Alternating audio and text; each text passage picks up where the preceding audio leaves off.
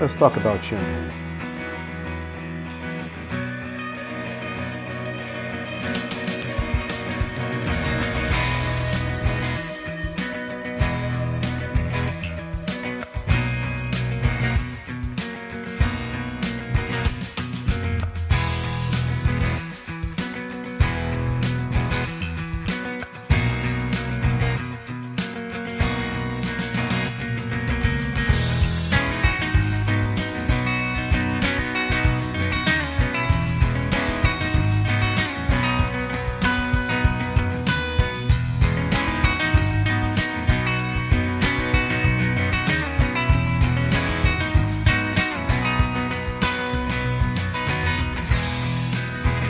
Étoges, Beaunay, the Cot de Blanc, Amaze, Eugène, Chardonnay.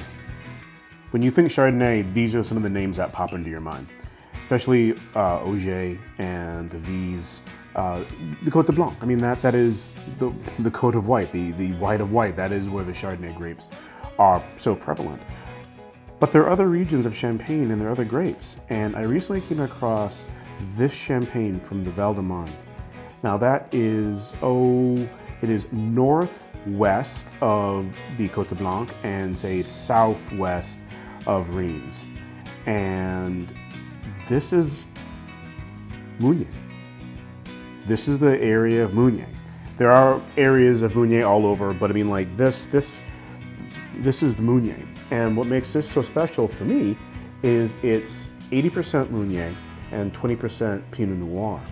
And this is, I'm excited. I mean, to have a Blanc de Noir, I've only done a few Blanc de Noirs, and I'm really excited for this one. And this is Champagne Moussé, and I'm really excited. And we all know when I get a chance to taste the champagne that is 100% new to me, I get really, really excited. So while I open this and get ready, let's talk about this a little bit. So again, this is from the Vallee De La Marne and Champagne Moussé. And there's a bit of a history here. I mean, this champagne house goes back well over 100 years. And this bottle in particular is named after one of the founding members of the family. And this is a tough bottle to open. There we go. Named after their founder, Eugène Moussé. This specific variant of the champagne has been in their family rotation for 95 years.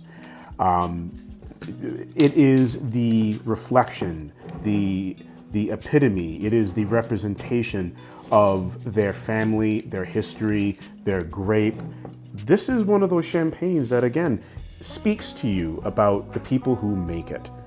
And right now, the family is headed by Cédric Moussé, and I've done my research on the house and their style, and I'm impressed because one really important thing, they are organic.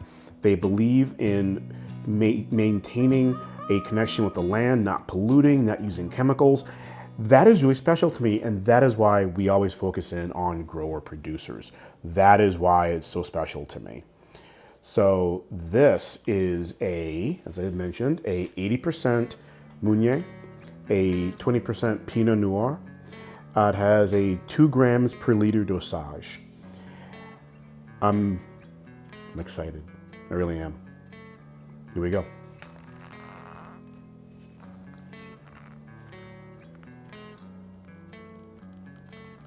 Don't you feel the tension? I do. I get tense here. Here we go. Beautiful. Beautiful, beautiful, beautiful. All right. Let's pour ourselves a glass and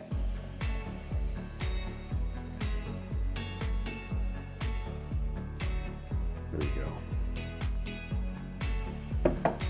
Have a look at some eye candy here.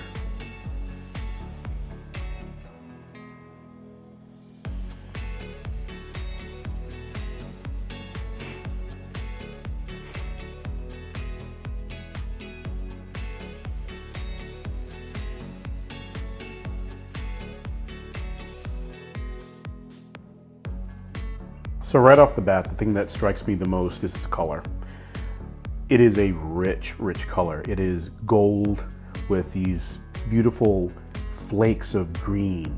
And that comes from pressing dark-skinned grapes. I mean, the best presses are going to do an amazing job of making sure that the juice comes out and the skins don't get ruptured. But there's always going to be some minute amount that does, and that's part of it. That's a good sign. That's good. And this really has it. It has such a golden hue to it, and such super tight, super fine bubbles. It is so aromatic. The room is filled with it. I've only had a couple of champagnes that when you open them, they literally fill the room with the beauty of the perfume and the bouquet. And this one is doing it. I can smell it coming off the glass. And its volatility, the pace of these bubbles. I'm looking at the mousse, and this is one of the first champagnes that I'm getting that mousse on top. Maybe it's my glass, but this one is hitting all the buttons. This one's hitting all the marks. Let's give it a nose. Oh my God. I just love Meunier. I do. That is my favorite grape. There's a flintiness to it, okay, and there's a chalkiness to it. But there's something different about that chalk. I'm used to the Cot de Blanc. I'm used to that chalk. Now this is, you know, the Vallée De La Marne. This is a little bit north, a little bit on the west, and it's going to have a different makeup. And you can smell it. You can smell the difference, and that's awesome. I love that, because this is one of those champagnes that I'm really experiencing that. You are getting the differences between one region and another, okay? Like you can go from one town to another, one village to another, and you're gonna get variations. But when you go from down south up to the north, we're in a different part of the ocean.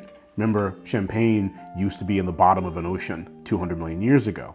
And the makeup of that landscape and its terroir makes up all these different champagnes and gives us these absolutely incredible variations.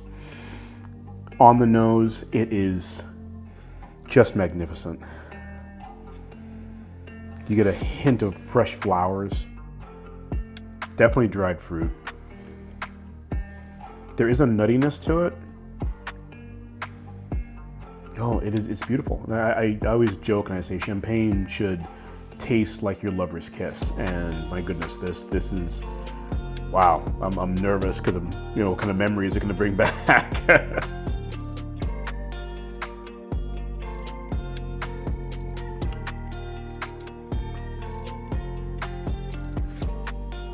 Wow.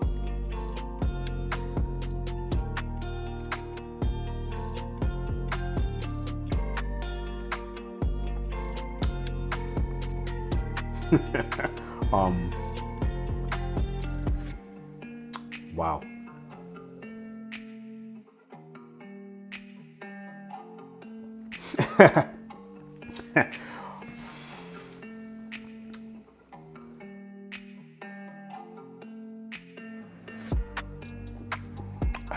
Sorry, I got lost there. Wow. Wow. Wow, wow, wow, wow, wow. Holy God.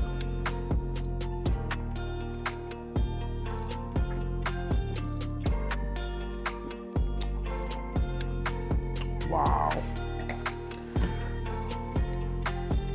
Wow.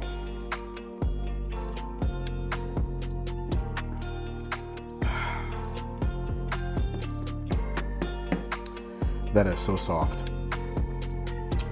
That is just beautiful. That is elegant. I rarely use that word. This is elegant. This is, wow.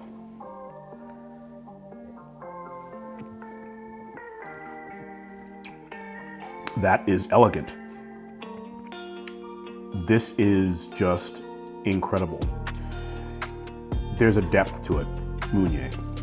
but the Meunier is being tempered by the Pinot. I always look at Pinot like the middle brother. Okay, I'm the youngest of three boys, and Pinot to me is like my middle brother. A little bit like the oldest, a little bit like the youngest, kind of bridges the gap. Usually Meunier and Chardonnay, they're gonna have some Pinot mixed in there to tie those two together. With this, that Pinot is tempering the Meunier, and it's bringing the Meunier down a little bit and taking, I don't use the word the harshness of the Meunier, because Meunier isn't harsh, but its strength, and toning it back and letting some of its subtleties out.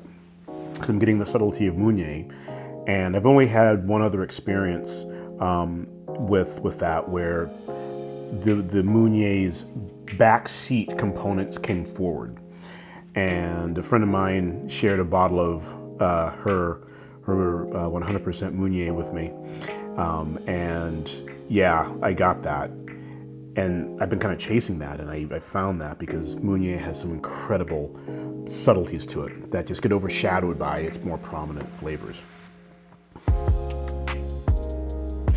There is some bready notes. Dried fruit, definitely some dried fruit. I don't want to say this reminds me of Christmas time, but kind of like that. I do get a little bit of fresh fruit. Believe it or not, I'm getting some pear, which is kind of, maybe that's the might be the Pinot. Is that, but it's there. I'm getting a little bit of pear, a little bit of this waft of fresh fruit, fresh white fruit. But then, you know, once your nose kind of adjusts and your palate gets involved, that's when that malolactic fermentation comes out. That's where you get that milkiness, that butteriness, that smoothness. Cédric, man, that's, oh, bravo, awesome. I'm glad I found this. So, yeah, so, wow. Moussé. Oh, Moussé Fils. This is just an incredible showing. Wow. You know, that's all I can say. I've got to get more of this. So with that, thank you all for joining us again on another wonderful journey.